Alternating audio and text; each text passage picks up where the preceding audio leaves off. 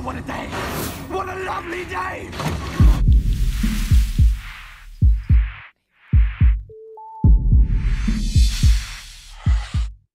Welcome to Flat Earth Debate. I'm your host, Nathan Oakley, and if you're new to this channel, or you've not done so already, be sure to subscribe and hit the bell notification icon to keep up to date with the Flat Earth Debate. If you would like to support this channel, there is a super chat that runs alongside each of these shows while they're live, and a link in the info box below the video once it's rendered. But most importantly, if you would like to join the discussion, simply mute the page you are currently watching, then click the link in the info box below this video to join the panel and express your views on the shape of the Earth. If you do join, please don't swear. If you do, you'll be ejected, and if you are, please don't try to rejoin the stream using sock accounts. You'll be warmly welcome back on the next stream. Please also share the show. Sharing the show increases the live audience, of course, but this in turn increases the chances of a more diverse panel. So please share the show. And one last time, if you are new to the channel or you've not done so already, be sure to subscribe and hit the bell notification icon to keep up to date with the Flat Earth Debate. Now we are joined by Numi, Arwin and Issa. How are you all doing? And hey, Mark. what's up, brother? Fabulous. Mark's also here. Mark's still here? Yeah. Did I not say Mark? Who did I say? Nobody. You missed me. I missed you. I missed somebody else the other day. I'm really sorry, Mark. We're also joined by Mark Doxey. I'm right. Good to have you. Right, we have a new guy, Isa, in it at the moment. Yeah, brother. Yeah, I was just kind of bringing up. We were kind of talking a bit offline there about the A-plane truth. One of the a guy out there, he's got a cool video with a Vatican astronomer, or maybe someone who used to run one of the observatories, and he was remarking how really scientists don't claim to prove anything, and he kind of shows, and he goes into how science really explains things, but I think the disconnect is that the people who read the science and believe what the scientists are saying are not the same as, like, the actual scientists. Like the scientists, like I've talked to physicists and stuff like that, they openly admit that they aren't really proving things, they're explaining things. And that, like, the idea is that there's a disconnect between the general population and what scientists actually do and think. I mean, because otherwise, I mean, why would there be such an attack from people that really aren't scientists themselves? You know what I mean? Like, it's not like there's scientists coming in here to debate anyone. These are, most people who come in for any of this are pretty much laymen. But in reality, scientists admit that they just explain things. They're not really proving anything. So for someone to say what for someone who's not a scientist to claim what the scientists are saying is the height of, what's a word I could use, Numi? I don't know, like, hubris. Yeah, or yeah, sure, in your words. So I'll just say, like, it's like the people who go to church arguing about, like, like what their priests say, versus, like, going to a priest and actually looking at the Bible and reading it with them, whereas it's like this, there's a bunch of people that think that the scientists are saying something, and they're attacking people that are actually entering into the scientific discussion. Because that's all that really this is if you're willing to forego the conversation and compartmentalize the issue and say, like, compartmentalize the space agencies and just go back to the sciences, that's where I think this is trying to do. But the space agencies are providing the scientists with vital data for their project, right? So it's really hard to extricate it. But I wanted to ask you, Issa, do you know where the term layman originates? No, tell me. Well, it's a word that originated as to describe someone who was not part of the clergy, right? You have the priest and the layman. So the word layman was adopted to describe someone who wasn't working with or for the church, right? So just the average churchgoer, that's the layman.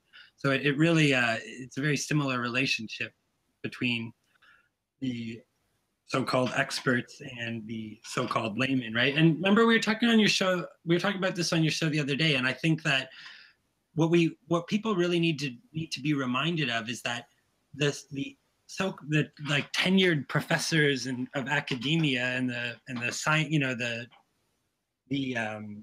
certified scientists, they don't have an exclusive claim on the term scientist or the scientific method, and that they're priests. Right. Well, exactly. But the thing is that anyone who engages in a scientific endeavor or a scientific investigation can be legitimately considered to be a scientist. I mean, and that sounds ridiculous to most people, but if you know, by the definition of scientists, nobody can monopolize the scientific method.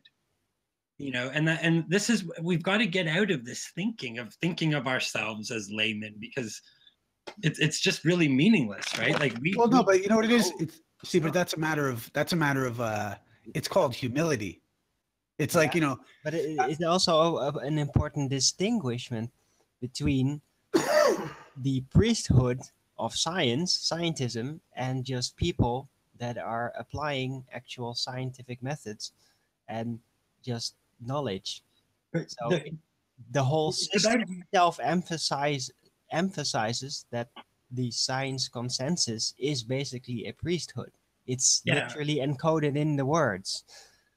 Isa, it's the experts who need to learn about humility, not the so-called laymen. Well, no, see, I don't think it's the experts so much. I think it's the people who have television shows who talk about the experts. This is the thing. I think, like, it's like when, like I said, like they're just selling, right? Like, check this out. Do you know how, like, quickly? Hello? We've lost Issa temporarily. Oh, I thought we all got sniped. Okay. Oh, no, I don't think so. Issa's just lost his connection.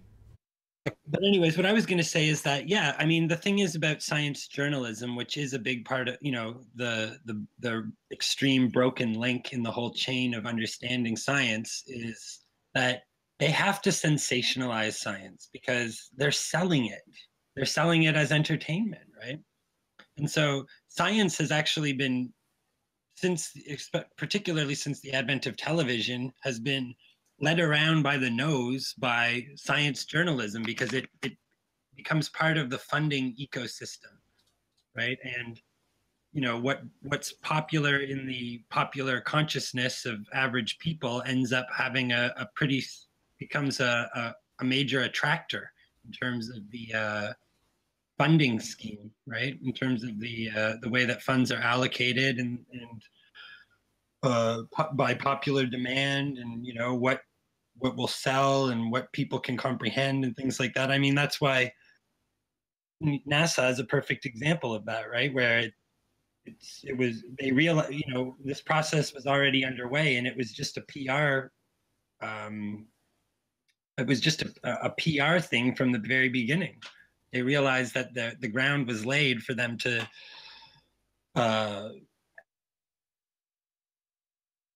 you know, to exorbitate science completely. No pun intended. You guys there? Yeah, I'm listening to you. I completely agree. Well, that's the end of my rant. Excellent rant. I used to subscribe to an astronomy magazine. I used to get it once a month, and in every issue there would always be an article that would say, "It is no longer thought, but now believed." Every item, every issue would have that sentence in it. So what we believe today, if we are if we're members of the scientism, we will have to correct it this time next year, because the science press tells us something's different. Yeah, although there is an amazing amount of continuity as well, right? Like you guys were talking about earlier before I joined, I was listening, that why didn't they celebrate Newton's great victory by the confirmation of his orbital mechanics, right? But it was because it was already so well accepted as fact that Newton was, you know, obviously correct about his whole theory of gravity, that it hardly needed to be said that they actually had some sort of tangible confirmation of his concept. He theorized. By the way, I'd call it a science media outlet. I will. Okay. It's probably a better way to describe it. Well, science journalism, science coverage, PR, right? All those things. Media outlet, just Okay. pumping out the. Don't call it those other things, everybody. You got to call No, it. you can call it the others, but it's basically a media outlet because they just try to write interesting stories or articles or like news flashes about, oh, look, Yeah, it's here's what they do, but they don't really cross-reference it at all. It's basically just a media outlet pumping out articles. Yeah. Programming the masses, informing us. Yeah. And training Real us. journalism actually emphasizes some research in checking and stuff, and they. Well, are you guys familiar with the term entrainment? No. Well, that's, I think we should replace the word informing with entraining. And that has to do with getting us all, pulling everybody into a paradigm, right? Creating a unified narrative paradigm that we can all. Conditioning be Yeah. a lot more useful. Everybody knows exactly what that means. So. Yeah, aligning all of our perceptions about the fundamental reality that we live in, right? Just like they've done with the heliocentric model, where the heliocentric model was able to envelop all religions and belief systems that came before it, for the most part anyways. I mean, maybe there's a few exceptions, but the Eastern tradition, Hinduism, and its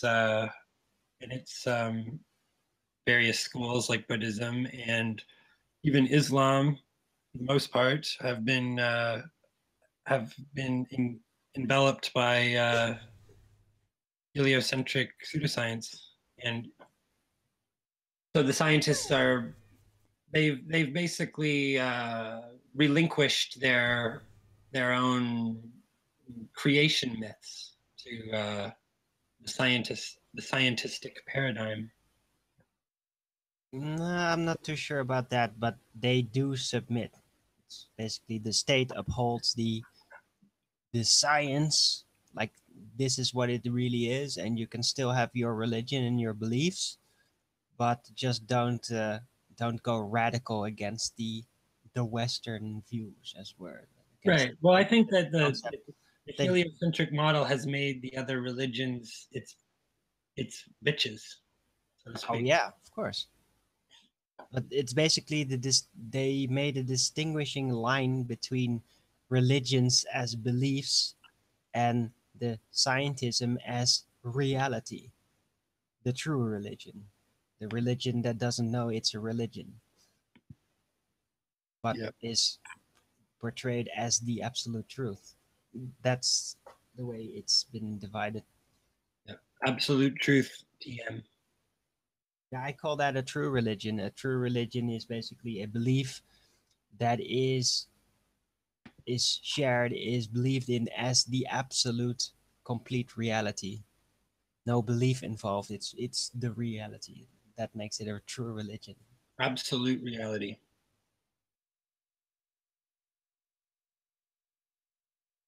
Reality, quote unquote.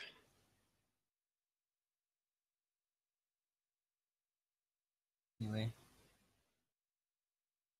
where's Isa? Maybe he was having some. I know yesterday he was having some connection issues, so maybe those have. I get the feeling he didn't mean to drop. That was not his intent. That something has forced him out. Yeah, when he's running the Flat Earth Court, or Mount Meru, or whatever he's calling it currently, he sometimes explains that he has to put his Apple Mac on top of a bag of peas, like a bag of frozen peas, because it's really hot. Oh, it overheats. You got it. Yeah, my new Mac has a solid state hard drive and sure stays real cool. Yeah, Sounds Anthony's like just built Rantier PC, and obviously as soon as you get a new PC, if anyone's had a PC recently, they'll know you've got to put all your software on it and work out all the creases and niggles and all that kind of stuff. So that's what he's currently, his woes, because you have dreams of a new PC, it's all going to be wonderful, everything will work faster and it'll be brilliant, and then you get it and you've got to make it work, which is a pain in the ass. Yeah, that's why I do the Mac thing now, because I just can't be bothered to deal with all of the fine tuning that is required to even get a PC to basically work normally. I love it. But I always hold over all the well working software. So if I'm going to install new hardware, then I'm going to basically not by default trust the software that comes with it, unless it's just the basic is it the software that actually installs, yeah, what is it, the drivers. But like all the extra added software, I usually just don't use them, unless otherwise I can't use anything, because much of it is just, it clogs up your system, actually makes it slower. Yeah. So I'm a software minimalist, and it works really well. My computer never overheats. It's completely soundless. Does have vents in it, but just never needs to spin up. Not even if there's like direct sunlight on my computer. So Hello. love it. Hey, what's up, man? What's up, man? Nice to have you. Hey, Nave. Thanks, man. Be here. Gotta get sniped like 3 times every time I come on here. But... Yep. Everybody Nave, did. did you get my email? I did, I replied with my Skype info, you just obviously haven't picked it up yet, but just after the show, just pick it up then. All right. Hey, Plain Truth. If chocolate can get in, I can get in. Yeah, I just downloaded Skype the other day, so I'm still learning it. So give me a few. I'm still actually learning Hangouts too, so this is all new to me. I don't do this stuff fun and usual. But I like you guys. This is cool. This is cool. This is a wonderful little niche in this great chaotic scene of the internet. Yeah, man. Oh, Little island of wonder and learning. And it's good to get these thoughts out. Because sometimes I have these very same conversations in my head, my own head, you know. So sometimes you can't just talk to anybody, random people on the street about some of this stuff. Yeah. Well, and it's definitely important to have somewhere to release some of that pressure that we build up from conversations that happen exclusively in one's own head. Right. You know, human beings need to express themselves freely. It's a very healthy thing. Yeah, man. Even Well, if I don't really get the sniping and the trolls and all that, but I guess that's just people in a different mind state. those people who are having their fundamental beliefs challenged, and it makes them very angry, makes them very upset. Why do they allow that to control their emotions like that? I don't. Well, I think cognitive dissonance, something like that, you know. I don't know. It's just one guy here mostly, and I think it's more like a power trip for him. I think he's beyond caring, and he's just here to feel powerful for disrupting things. He's just a genuine asshole. It sounds like a pretty pathetic individual, really. Oh, he is. Chris is, definitely. Hello, Alan. Hey, Alan. Hello, boys. Have you? Nice Hi, to Alan. Bonjour, garçon Nathan. Ça va bien, merci et vous? Ah. French, oui. Arwin, that was terrible. Yeah, I can only do the Hollywood French accent. Say my name in French, Arwin. Alan B. Alon. Alon B.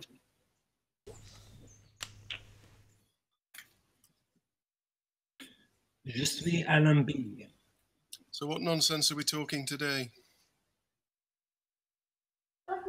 We were waiting for you to give us something to talk about. We were talking about how people like yourself are very, resentful and angry that other people would have a conversation that would challenge your fundamental beliefs.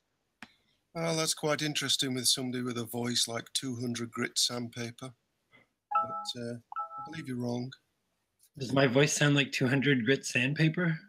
That's No. quite the compliment. Thank you. Not at all. It's more like 300 grit. It's like very fine. A fine False grain. equivalency. You can't really compare a voice to sandpaper now, can you? I know. That's Alan, right? Calling the kettle black. Yeah. Your personality is like broken glass glued to a piece of paper. Boring. Start us off, Alan. What's your opinion on evolution and creation? And ancient aliens. What do you think? I always imagine Alan as one of those people who are having like tea and crumpets whenever he's talking to us. So Really? that voice. Tea and hobnobs. Hey, Ranty. Hobnobs. Hello. Ranty's here with some evidence. Hey, Ranty. He's All right. sitting. Really, Alan B is sitting in a cubicle in a secret military base In Toronto. in Toronto. Yeah. Like putting on that accent, right? He's just here as he's like the hall monitor for the sacrosanct conversation. Were you bullied as a child? No.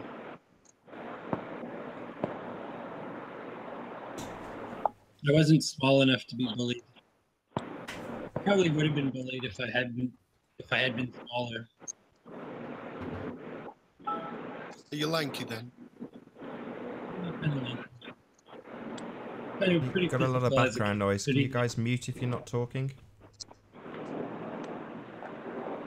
I don't really put up with bullying, Like I always was the kind of kid who would defend other kids from bullies. Good for you. I don't like bullying. Good for you. Hey, Pete. Is that really you? But you were probably a bully, right, Alan B? No, not at all. I was the nerd. I think you still are, Lil. Hey, Pete. Nerds. Well, I wouldn't pay him that kind of compliment personally. I think he's just probably more of the brown-nosing teacher's pet. Thinks he's a nerd, but really he's just has his nose firmly planted in the sphincter of his professor at all times. Don't get disgusting. I mean, no, but I don't think he's the type for that. He's more like the smart ass guy. He's getting old, I don't know. I don't know. Sorry to interrupt. If we can have one more person from the audience join by clicking the link, it'll stop this troll infestation. Oh, they're coming for you.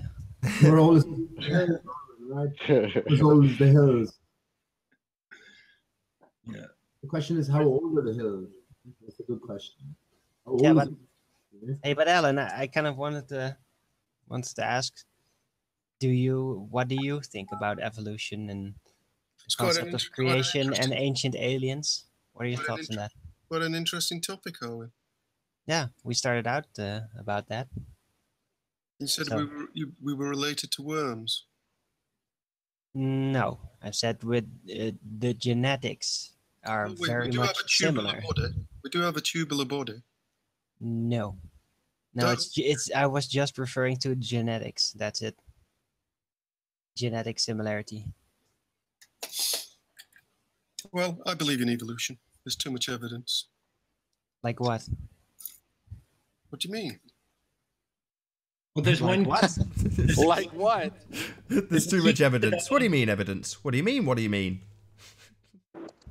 Love it. There's a very key piece of evidence missing from the evolution story, Alan B, which is the abiogenesis event You know, there's no evidence whatsoever, or there's not even a theoretical explanation for the event that would have initially created life from non-biological dead matter, right? Well, So, I'm pretty surprised big problem. with all your knowledge, you wasn't there to witness it.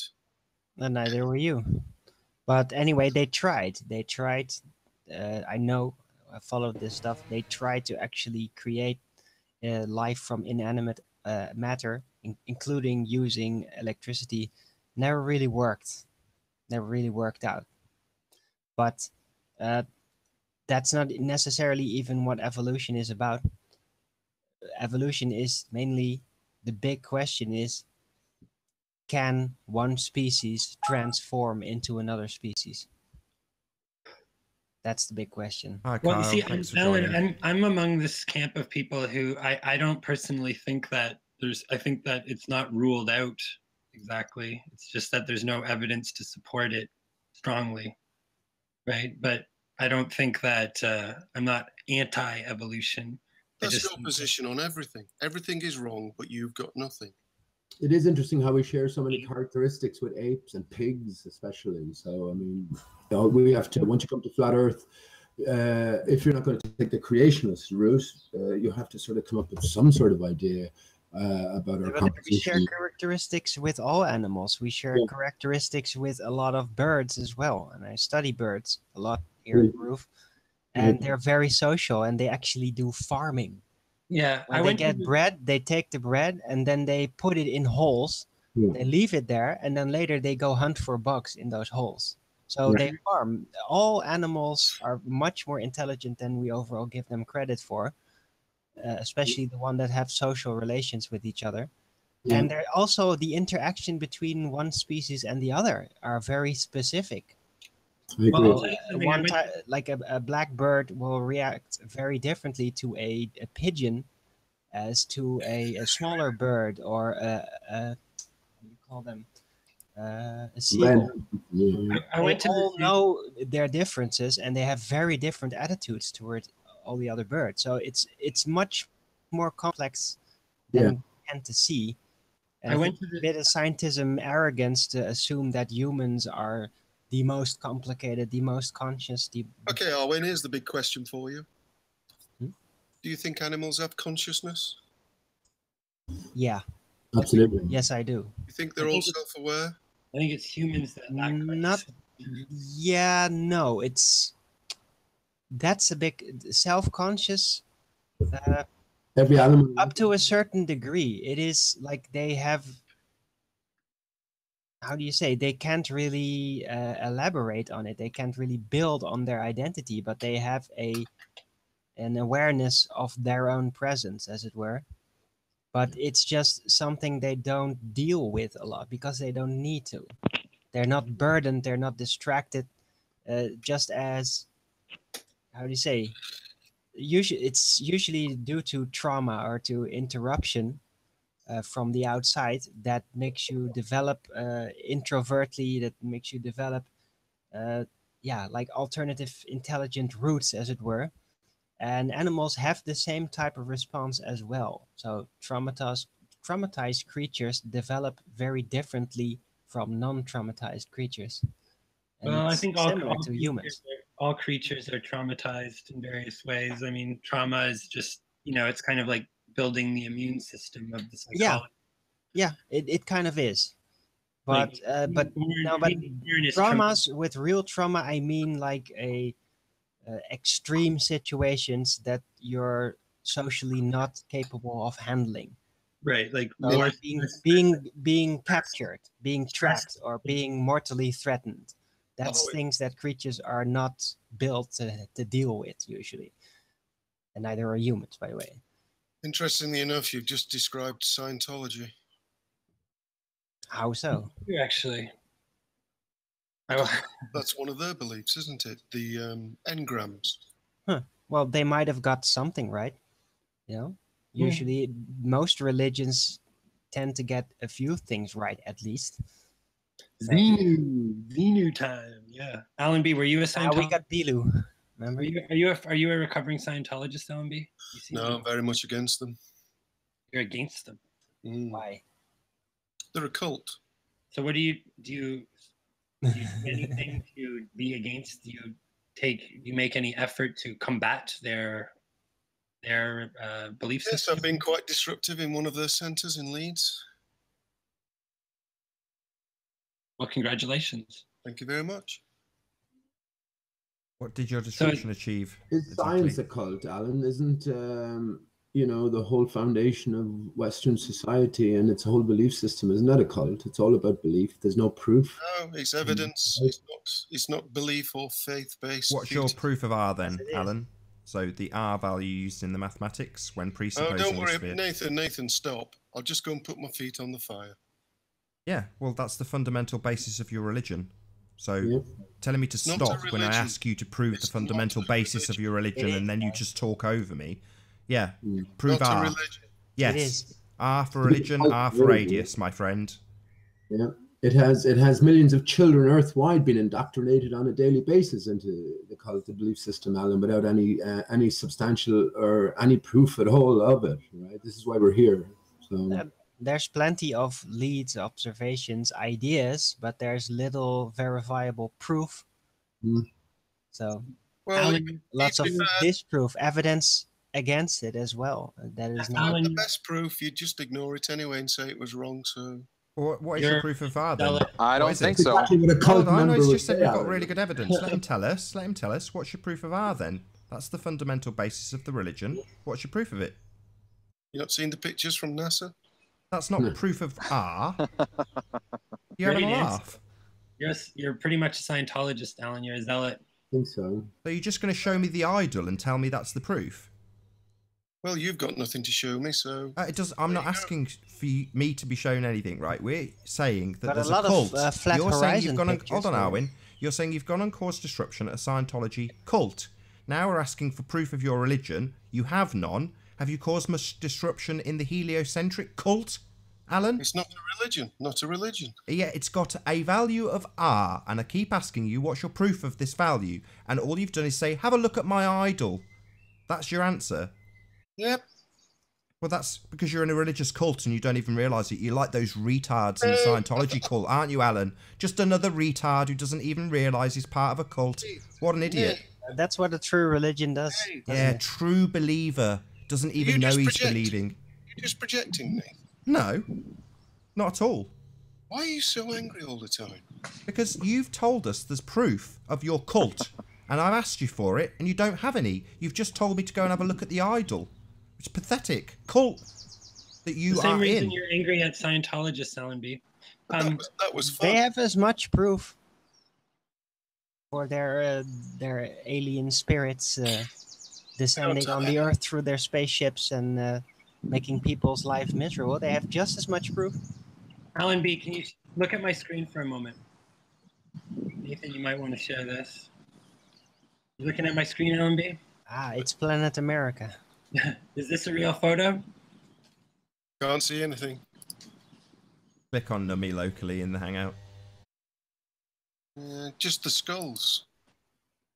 Look at that. Look at how nonsense and ridiculous that is. I mean, of course that's real. Yeah, beautiful, isn't it? So you think North America is accurately represented on this photo? I think you'll find the camera was just a bit closer as it was going past. Really? So why is it then shaped into a ball like that? Yeah, Alan, you're part of a cult. You don't realize it. No, he realized that. That's why he won't show his face, right? He realizes it well enough. Because if you think you're claiming, look at the NASA pictures. Well, I'm looking at the NASA picture, and it's absolutely the most absurd, preposterous, and silly thing that I've ever seen. And it's disproportionate. That's yeah, a little disproportionate, right? It's Planet America, but so Alan, when you say the proof of R, this is the proof of R. Yep. Actually, Nami, do you see? I just noticed. Well, I'm glad that you signed off on that because I think that this is proof that you are yourself an indoctrinated cult member. Nami, can you put up that picture again, please? I just noticed something amazing. Have you seen a dodo, Pete? Yeah, I think. Hold on. While you're doing that, can someone else get a picture of Xenu up just to show him proof of Xenu? Okay, I'm sharing that screen again, Pete. Okay, I'm just looking for something myself, but do you see? We're gonna get this Pinche analysis here. It's gonna be awesome. No. I just noticed this for the first time. Of course, this is a ridiculous representation, but as I think myself, these are all clues for us. But I just noticed something. You see, let's locate Florida there, and you move a little bit to the left. Can you see the eye? You see what looks like an eye? Yeah, just right. Can you move your mouse over? Move it to the left and up towards the middle lands. Up a bit. Keep going. Keep going. Keep going, keep going, keep going. Bit to the left again, bit to the left. There, circle that. That's an eye. So yeah, exactly. So zoom out a small bit. And hang on, can you see it now? It looks, you might say it looks like an eye, right? If you zoom out even a bit more, it'll be clearer. Yeah, now can you see it? It's in I see it. Looks like a crocodile face right here. See that? There's I'm the going to share my eye. Yeah, excellent. I'm going to share my screen in a second, Nathan. There's clearly a crocodile in these clouds. It's the reptilian agenda. They're showing it in the photo. Okay, I'm going to share my screen in a second, and wait till you see where this same eye can also be located. Hopefully now I can just find this. Yeah, here we go. Nathan, if you wouldn't mind, let me just. Just for the benefit of Alan, there's some proof of Belu. It's just on screen on Arwin's page. Oh, yeah, hold on. That's proof right there. Yeah, I'll get back to it. Proof of Alan, Belu. you honestly think there's proof that's of a Xenu. real picture of the Earth? Got proof of Xenu on screen. That's pretty good too, Arwin. Excellent proof. Thank you for that. This is Xenu. Proof. Yep. Nathan, if you wouldn't mind. They kind of look the same, don't they? Yeah, okay. Sorry, Oh, Pete. Maybe it's the same one. Dude, that's a picture. Has come back. That's picture. The Earth has come back. This is amazing. If you wouldn't mind sharing my screen, Nathan. Yeah, go ahead. Just for a moment. Yeah, you're on, Pete. Cool. Can you see it? Yep. Hang on. Can you see my screen on Paint? So on the left here, right, we have located near crater Copernicus on the moon. Can you see the same eye shape here? It's pretty clear. There's no mistake in it. And also, this comparison here I've made. On the right here is a crater Aristarchus, as can be seen in the moon. And we also have the same sort of pattern. So I just noticed that there, Nami, in the picture that's presented to us from NASA. So these are amazing coincidences, or else there's something else going on. Pete. I know. Pete, sorry, but let's just looks leave it at absolutely nothing alike. Sorry. Alan, no, let's not argue about that. Pete made it. He showed what he wanted to show. Let's not. We don't have to dwell on it. No, I'm just being honest. It's very nothing alike. Sorry. Right? But Alan, I want to ask you, Alan. So why do you think that North America is so disproportionately large? Oh, he's gone silent. He's thinking. Alan, you're mute. Oh, what's up, boys? Okay, Alan, I wanted to ask you, why do you think that? What do you think is the explanation as to why North America is so disproportionately large in the Blue Marble 2012 photo? Because the camera was closer as it was passing by. What do you mean by that? Can you explain, please? I don't even know what that means. What do you mean you don't know what it means? You don't know what being closer and more distant from an object? Alan, well, the whole planet, so how could it be? How could the Earth be so small then? So you're saying that if you move closer, that the Earth ball will become smaller? That's logical, right? It zooms in. It's done in many passes. It's a composite. Oh, okay. But how is it then proof of R? How does it prove it's a ball if it's just a composite? How is that proof? Because the size of the continents are known. So if you do many passes, somehow the continents are going to be disproportionately large? It depends on the orbit. Right, the closer you are. Very convoluted, Alan. No, it's not. No, this is just desperation, Alan. This is a really desperate. Thing is, Nami, you don't know either. All you've got is everything's wrong, and you. No, fair enough. We'll entertain it, No, Alan. what I'm saying No, is that hold on, guys. Hold on. No, Hold on. Let's just ask Alan a couple more questions. So fair enough. We'll entertain this. What's an orbit? What do you think an orbit is? You tell me. You tell me. I don't know. You're the one who said it's in orbit. So what do you mean? Well, it's going around the planet. Is this something you've experienced? This going around the planet business? Here we go. I've never been to Tesco either, Nathan. Do they exist? So, have you been around the planet to validate this orbit thing you're talking about? Have you been to China? Yes. Have you been to Japan? Sorry, yes, I have been to China. So, have you been in orbit, Alan? No. Oh, right. So, how do you know orbits exist? Because I know China exists. I've been there. You don't know Japan exists, though. I've been all over the world, Alan. You try and pick a country I've not been to. Let's see how quick this game lasts. I've been there, Can mate. I jump in real quick? Because no. Let's just get to the end of this. Alan, I have been to places around the world. Now I want to know if you've been in orbit, and the answer's no, and you're just going to keep asking me where I've been and experienced. Is that the game here? Nathan. No, Alan. You haven't been in orbit, have you, dickhead? Oh, so why are you saying about orbits? None of us have experienced. Anybody on the panel experienced orbit? Hands up. Used to be a brilliant nightclub in Leeds. Not you, Alan. We've already heard your answer, mate. Let's just hear the silence for a few seconds. Has anybody on the panel? Don't answer any other question. Has anybody been in orbit? Yeah. No. Who's saying yes? In my dream. Other than in dreams, in reality, has anybody been in orbit? Who can confirm this orbit thing? I love you. That would be a no.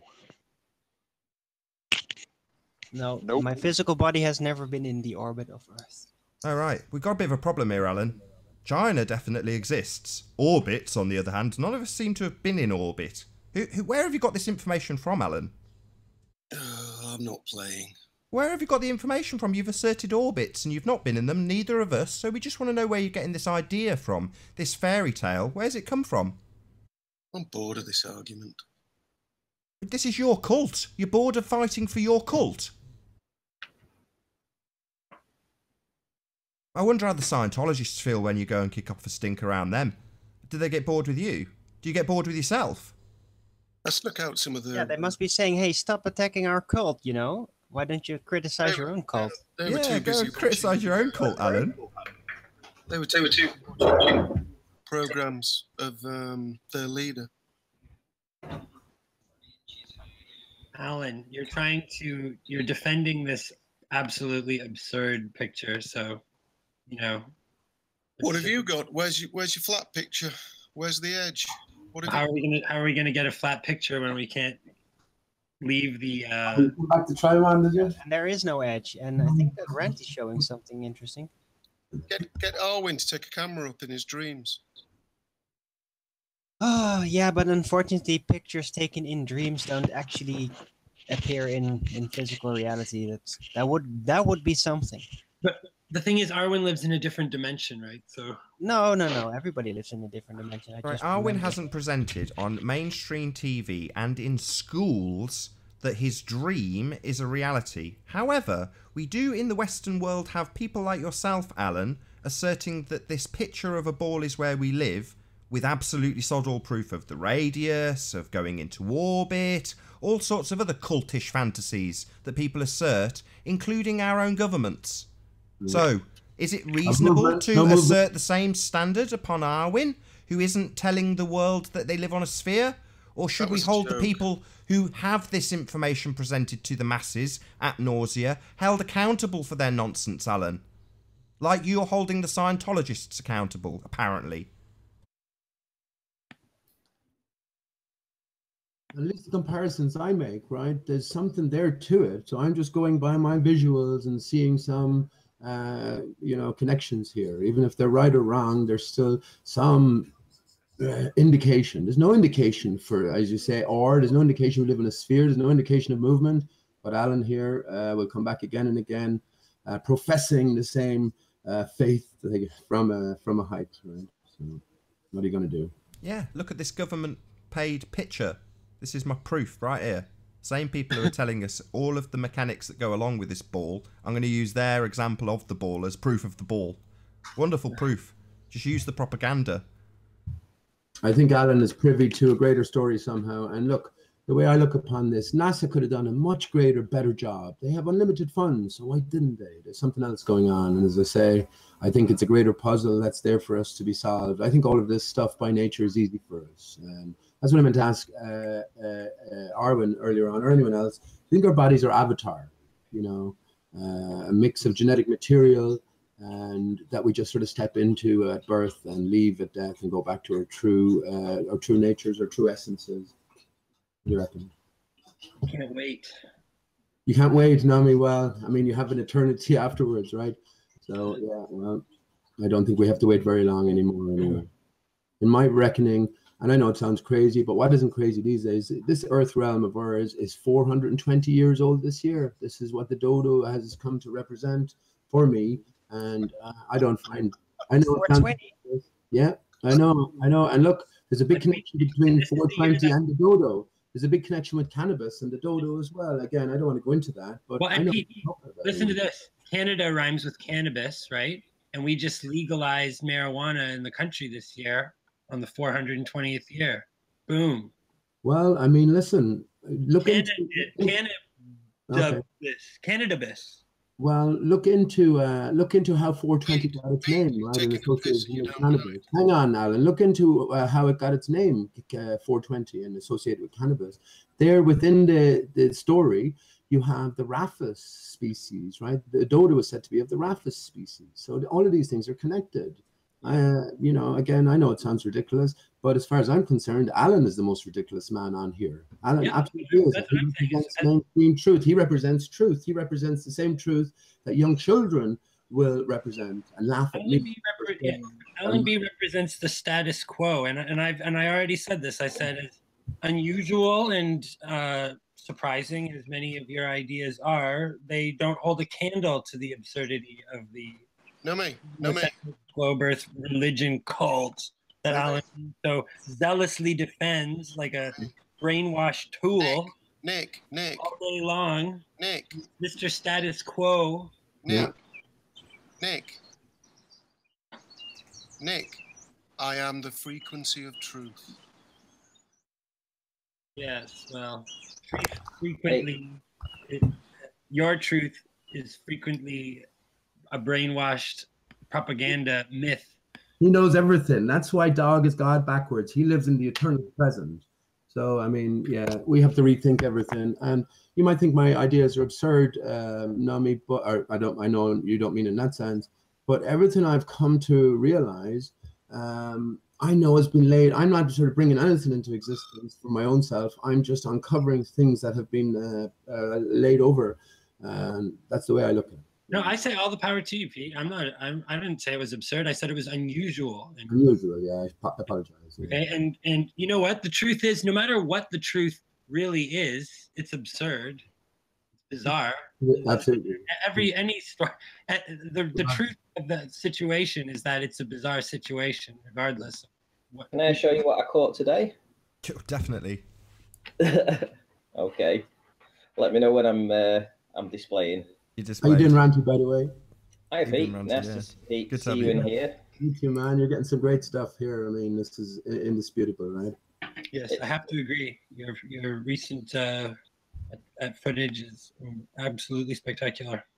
Thank you very much. Well, I've been pushing the boundaries out again today to see just how low I can get. The tripod to the right is set at about 1.25 feet. And I'm actually standing up, holding it at sort of like chest height at the minute, camera. So I'm showing you this rock to the side of it. And when I get down, I'm going to place my camera on this rock.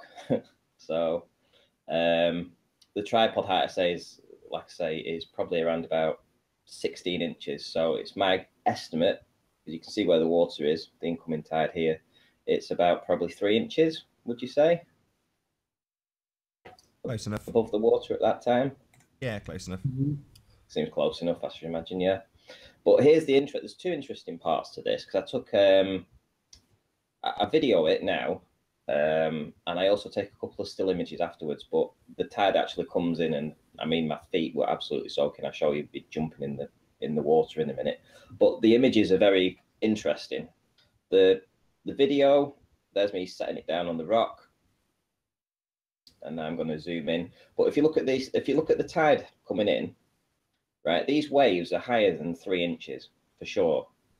So how come we're looking up to see the buildings over here in Barrow? Because there's the tide coming in. these heights are these waves are probably about 5 or 6 inches high. The camera's only at 3-4 inches. So how come we're having to look up to see these buildings? Well, probably the slope of the shore is actually putting your elevation slightly higher than the waves, right? Because you're out of the water. Well, I'm not out of the water for long, trust me.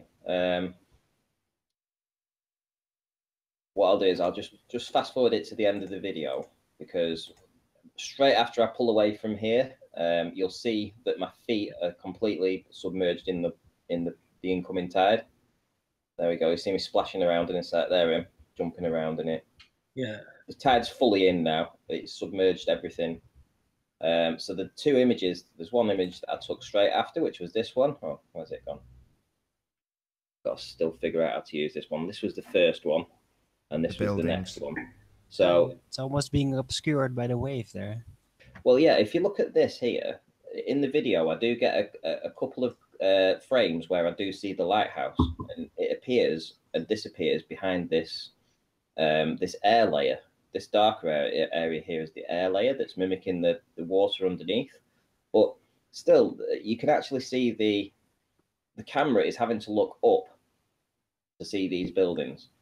Now, you've just seen that my feet were in the water, so I was clearly only about 3 inches above the water when I was taking these images. So unless these waves were 2 inches, then we have to be looking up at these buildings, which goes completely against what the ball predicts, which is everything starts falling away straight away.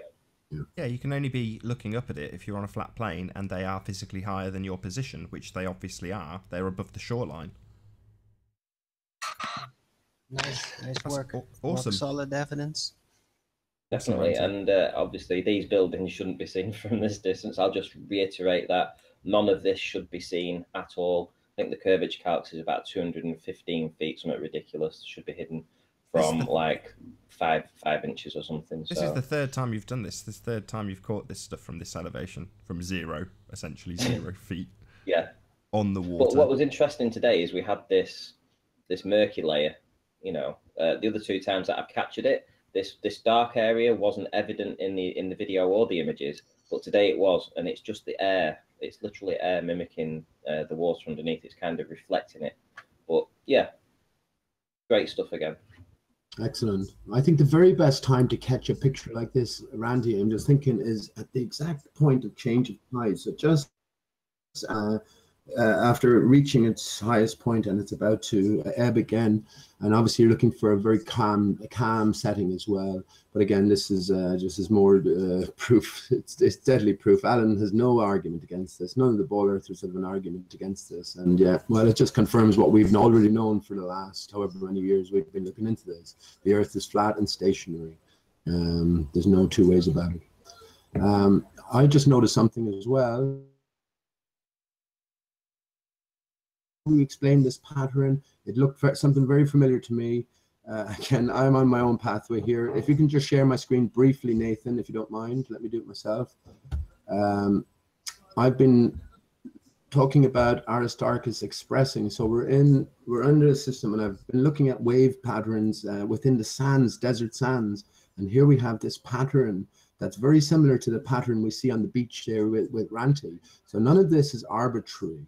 We are, we are living in a system where we have energies expressing, and these are the patterns that are associated with the energies. So that's just something that occurred to me again. So yeah, excellent stuff, Ranti. It's well known. I could have swore we covered this last time you were on, Pete, but you're arise everywhere.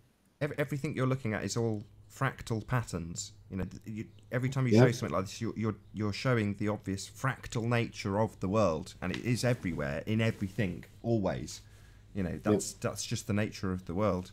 I mean, it's good that you're spotting this stuff, but Nathan, now I've identified the source, which is Aristarchus. I mean, it sounds ridiculous to people, but when we look at the moon, we're looking at a reflection, right? There's no solidity to it, but it is a reflection of solidity. The only crater is Aristarchus, and even though it looks, when we look at the moon, it looks like there's a myriad of different craters. We're looking at the same crater being fractally expressed. So that's These are all provable as well. You can go out in the clouds. You can see these patterns being expressed in the clouds. Now you can see it in the sands of the desert, the sands of the beach. You can see it everywhere.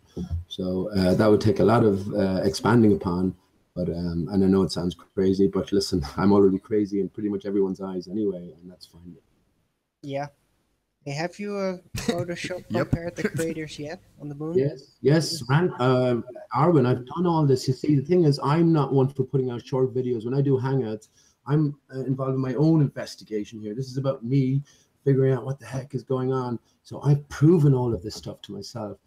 Before I realized Aristarchus was the source of everything, I compared crater Tycho and crater Copernicus and a few other craters. And when you do this intimate examination, you see that in spite of appearances, they're exactly the same, just viewed from a different angle. And that's where I was stuck then, that Tycho, and this is where I think Neil deGrasse Tyson is named as well, Neil deGrasse Tycho's son, right? But then I realized that they're all expressions of the one and only creator. This is the word play, which is Aristarchus, which is emanating from what you might call the North Center. Where I'm at now, flat Earth doesn't matter. Flat Earth is just a sort of stepping stone in terms of this greater realization. And all of these things are known as well. Stanley Kubrick knew it when he placed the monolith, which was found by the ape moon watcher. So your clue is to look at the moon. Once you can understand what's going on with the moon, then you can put the pieces together. But yeah, the monolith was found by the ape moon watcher in a crater. And when you compare crater Aristarchus to the crater the monolith was found, you find the match. Right? What? I know. What monolith?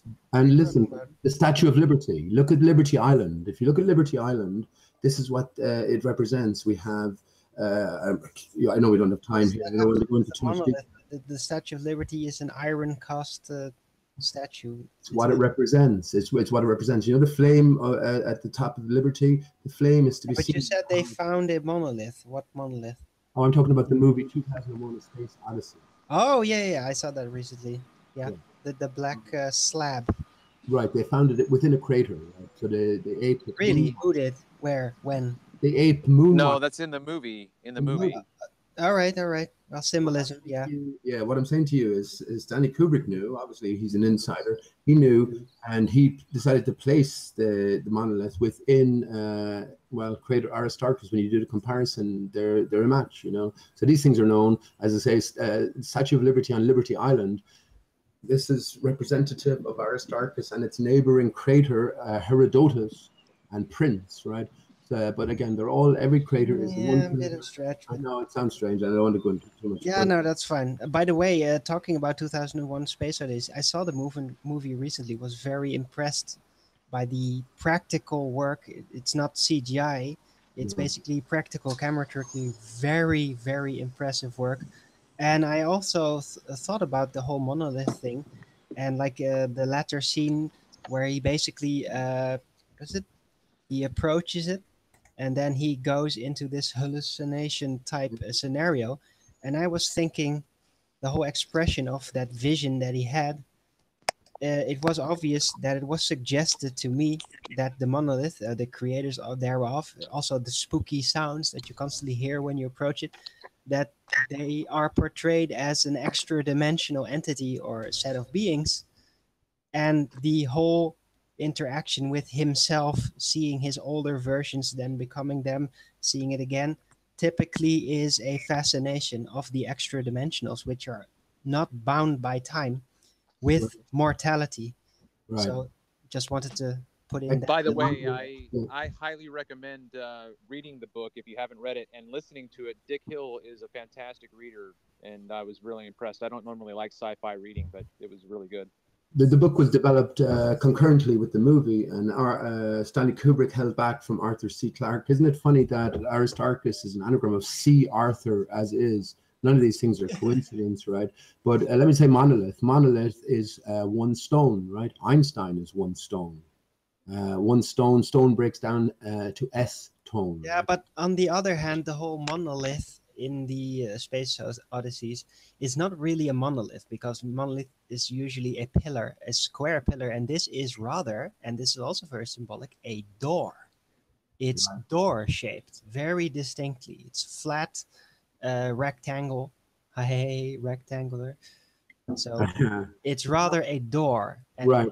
The doors of perception. Probably symbolically meant as a black door, a door into the other dimension. Well, with 9/11, 2001: A Space Odyssey, right? On a 9/11, when all the buildings were destroyed, one building remained upright, and that was the Millennium Hotel. And when seen across the Hudson, it, for all the world, represented the monolith. If anyone doesn't know about this, just type in the Millennium Hotel 9/11.